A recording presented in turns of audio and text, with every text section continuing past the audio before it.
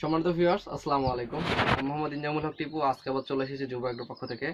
আমার দেশি মুরগির খামারে আজকে প্রথম ইনকিউবেটর থেকে বাচ্চা বেরোচ্ছে। আমার যে স্বল্প খরচের ইনকিউবেটর, সেই ইনকিউবেটর থেকে বাচ্চা বেরোচ্ছে। আমি এর আগে আপনাদের দেখিয়েছি 90% বাচ্চা ফোটানোর কৌশল ভিডিও এবং বিভিন্ন রকমের ইনকিউবেটর নিয়ে ইনফরমেটিভ ভিডিও দেখিয়েছি, এবং আমার ফার্মের সফলতা যে অন্যান্য আমার টার্কির বাচ্চা উঠেছিল সেগুলো দেখেছি। তবে এইবার প্রথম আমার দেশি মুরগির বাচ্চা বেরোচ্ছে। আজকেও প্রায় 90%-এর কাছাকাছি রেজাল্ট হচ্ছে। বাট আমি আজকে সত্যি অনেক আপসেট। প্রকৃতি মনে হয় আমাকে সাপোর্ট দিতেছে না। বিকজ আজকে কালকে থেকে আমার বাচ্চা বেরোনো শুরু হয়েছে, কালকে রাত থেকে আমার কারেন্ট বন্ধ। এলাকায় ঝড় হয়েছে, আজকে ঝড় হয়েছে, আপনারা জানেন হয়তোবা। ঝড় হয়েছে, ঝড়ের কারণে বিদ্যুৎ বন্ধ। আমি কালকে থেকে এটাকে হারিকেন দিয়ে কন্ট্রোল করতেছি। আমি সিরিয়াসলি অনেক আপসেট। কারণ হচ্ছে আমার এই বাচ্চাগুলো বের হতে গিয়ে হিটটা ঠিক করে দিতে পারতেছি না। আসলে হারিকেন দিয়ে সবসময় সবকিছু মেনটেন করতে গেলে হারিকেনের গন্ধটা বাচ্চাগুলো ভিতরে প্রবলেম হয়। এই টাইমটাই হারিকেন দিয়ে মেনটেন করাটা আমার কাছে তেমন একটা ভালো ঠেকায় না, কারণ কারেন্ট দিয়ে মেনটেন করা আর হারিকেন দিয়ে মেনটেন করা অনেক তফাৎ। কারণ এটার ভিতরে গ্যাসটা সেই গ্যাসটা এর ভিতরে চলে যাচ্ছে। বাচ্চাগুলা প্রচুর বাচ্চা বের হয়েছে। এখানে দেখেন আমার যা বাচ্চা দেওয়া ছিল সব বাচ্চা বের হচ্ছে। হিটটা এই যে দেখেন, আরো বাচ্চা বের হচ্ছে। এই লাস্ট মোমেন্ট আমি এখন বাচ্চাগুলোকে ফাটাই দিলে বাচ্চাগুলো বের হয়ে যাবে। হ্যাঁ, এই বাচ্চাটা মনে হয় জীবিতই আছে। হ্যাঁ, জীবিত আছে বাচ্চাটা ফাটাই দিলে এই এই ইনকিউবেটরটার সুবিধা হচ্ছে আপনি চাইলে হারিকেন দিয়ে, একটা গলা ছিল মুরগির বাচ্চা, চাইলে হারিকেন দিয়ে ইউজ করতে পারেন। এখানে একটা বাচ্চা বের হচ্ছে আবার। এগুলো আপনি হারিকেন দিয়ে কন্ট্রোল করতে পারেন, বাট আপনার হারিকেন দিয়ে কন্ট্রোল করা আর কারেন্ট দিয়ে কন্ট্রোল করার ভিতরে কিন্তু অনেক তফাৎ, প্রচুর তফাৎ। এই যে দেখেন মুরগি ফাটাই দিছে বাচ্চা, কিন্তু বাচ্চা বের হইতে পারতেছে না, কারণ হিটটা পর্যাপ্ত পরিমাণে নাই। এখন হারিকেন দিয়ে কন্ট্রোল করতেছে কিন্তু পর্যাপ্ত পরিমাণে নাই। আমি এর জন্য ডিমগুলো ফাটাই দিয়েছি, দেখতেছি কি অবস্থা ডিমের ভিতরে। এই বাচ্চাটা এখনো ফাটানো ঠিক হইলো না, রক্ত বেরোচ্ছে, ব্লিডিং হচ্ছে। তার মানে এটা থাক এখানে। আপনারা কখনোই অন্য সময় যখন বাচ্চাগুলো বের হবে তখন এই ভুলটা করবেন না, হাত দিয়ে ফাটাই দেওয়ার। এটা লাস্ট মোমেন্ট। হ্যাঁ, এটা লাস্ট মোমেন্ট। বাচ্চাগুলো গতকালকে থেকে বের হচ্ছে, 24 আওয়ার ধরে বের হচ্ছে। আর কিছু ডিম বাকি আছে, এই ডিমগুলো জাস্ট বের হবে, এর জন্য আমি ছুঁয়ে দিছি। কিন্তু এই মোমেন্টে দেখেন সব বাচ্চা বের হয়ে, আমি একটু আমার আইপিএস এর যে হালকা হয়তো ব্যাকআপ পাবো সেটা বের করে আমি দিতেছি আপনাদের, যদি চলে। একটু আলো পাওয়া গেছে, দেখেন ভিতরে বাচ্চাগুলো দেখেন, জাস্ট প্রচুর বাচ্চা বের হয়েছে। কিন্তু এখন আমি বিদ্যুতের জন্য আমি কিছুই করতে পারতেছি না। এদেরকে যে বের করবো 24 আওয়ার হয়ে গেছে। কিছু কিছু বাচ্চা আমি পাশে ব্রুডিং করছি, বাট বের করতে পারতেছি না।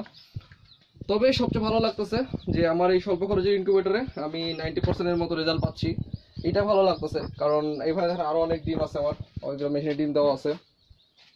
এগুলো তো কাল পরশু বেরোবে, কিন্তু এইভাবে বিদ্যুতের প্রবলেমের কারণে আমি তেমন করতে পারতাম। তবে এখানে এই কন্ট্রোলারটা একটা সুবিধা ছিল যে আমি এটা এসি টু ডিসি আমি ব্যাটারি দিয়ে চালাতে পারতাম, জাস্ট ব্যাটারি দিয়েই ডিসি বাল্ব দিয়ে চালাতে পারতাম। এই কন্ট্রোলারটাকে আমি আপডেট করছিলাম, বাট ব্যাটারি তার কতক্ষণ চলে বলেন? 24 ঘন্টা হয়ে গেছে প্রায় বিদ্যুৎ নেই, 24 আওয়ার চলতেছে না, ব্যাকআপ পাচ্ছি না আমি।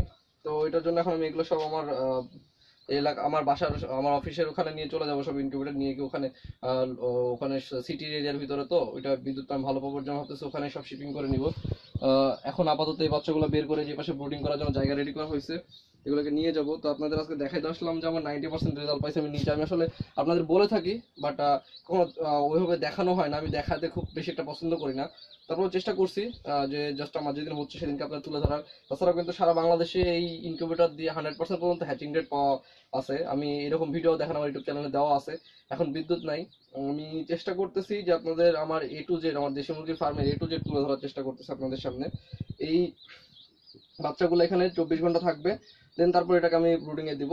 তবে এখন যেহেতু আমি বিদ্যুৎ নাই, আমি ব্রুডিং এ দিতে পারতেছি না, লাইট নাই। তো এই জন্য আমি কি করব, যদি দেখি যে আজকেও কারেন্ট আসতেছে না, তো আমি এইটার ভিতরেই, এই মেশিনের ভিতরেই একটা, এই যে এরকম পানির পাত্রে পানি আর এই ফ্রিজে করে, অথবা খাবার যদি ছোট পাত্র থাকে তাহলে ছোট পাত্রে ফিটটা দিয়ে এক কোনায় দিয়ে দেবো, যেন ওরা খাওয়া দাওয়া খাইতে পারে, খাওয়া যেন বাসে থাকবে। 24 ঘন্টা পর, 24 ঘন্টা পার হয়ে গেছে, আরো 2-3 ঘন্টা পরে আমি দিয়ে দিব এটার ভিতরে যে স্টার্টার ফিটগুলো আছে, ফিটগুলো আর পানিটা দিয়ে দিব, যেন এরা বেঁচে থাকতে পারে। যে এইচটিসি মেশিন দিয়ে, দেখেন যে এইচটিসি মেশিন দিয়ে আমি কিন্তু কন্ট্রোলার দিয়ে এটা সুন্দরভাবে নিয়ন্ত্রণ করতেছি। কিন্তু তারপরেও আমার কাছে মনে হয়েছে যে ইয়ার যে হারিকেনের যে গ্যাসটা আছে, সেই গ্যাসটা বাচ্চার জন্য তেমন একটা ভালো না। তো এটার জন্য আমি চাচ্ছি না যে পরবর্তী ব্যাচগুলো যেন এরকম প্রবলেমের সম্মুখীন হয়। তো এখন দেখেন এখানে 34 ডিগ্রি সেলসিয়াস তাপমাত্রা উঠে আছে। আপনারা হারিকেন ইউজ করলে কোনোভাবে যেন তাপমাত্রাটা 37-এর উপরে না যায়, যাহলে কিন্তু ওভারহিট হয়ে যাওয়ার সম্ভাবনা আছে, খুব দ্রুতই ওভারহিট হয়ে যাবে এই টাইমটায়। এর জন্য চেষ্টা করবেন যেন কাছাকাছি থাকে, 37-এর কাছাকাছি থাকে, 30-এর উপরে থাকে। এখন এইটার আর্দ্রতাটা কিন্তু আমি এই যে এখানে যে সবসময় যেভাবে আমি নিয়ন্ত্রণ করে থাকছি সেটা চেষ্টা করছি নিয়ন্ত্রণ করার।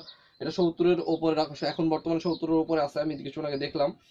যে আমরা খোসাগুলো যেগুলো খোসাগুলো আছে সেগুলো বের করে নেব ভেতর থেকে, যেন ওরা ফ্রিলি মুভ করতে পারে এটার ভিতরে। আমার এই ইনকিউবেটর ডিম বসানোর দিনের ভিডিও দেখেন অলরেডি দেওয়া আছে, ওই ভিডিওটা দেখে নিতে পারেন, ডিম বসানোর দিনের ভিডিও।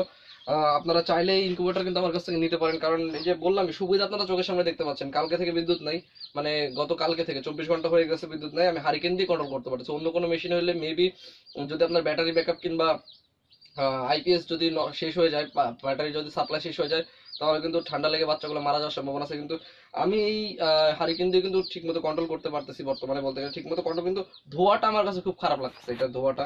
তো আমি সবার সামনে চেষ্টা করলাম আমার এটা তুলে ধরার। তো আপনারা যদি কেউ ইনকিউবেটর নিতে চান তাহলে আমার সাথে যোগাযোগ করতে পারেন, আমি জাস্ট সার্ভিস হিসেবে দিয়ে থাকি, সারা বাংলাদেশে কুরিয়ার করা যায়, আপনি চাইলে নিতে পারেন। এই ইনকিউবেটর ফুল সেট ইনকিউবেটর দাম 3500 টাকা, তার সাথে আদ্রতা দেখা এসটিসি মেশিন 750 টাকা, মোট 4200 টাকা খরচ পড়ে এই মেশিনটা বানাইতে। শুধু কাজ ব্যতীত সবই পাঠানো যায়। তবে সেক্ষেত্রে যদি বডিটা আপনারা বানাই নেন, শুধু কন্ট্রোলার আর এসটিসি মেশিন নিয়ে যদি করেন, তাহলে কন্ট্রোলারটার দাম 1 পিস 1800 টাকা, 2 পিস 3000 টাকা, আর এসটিসি মেশিন হচ্ছে 750 টাকা।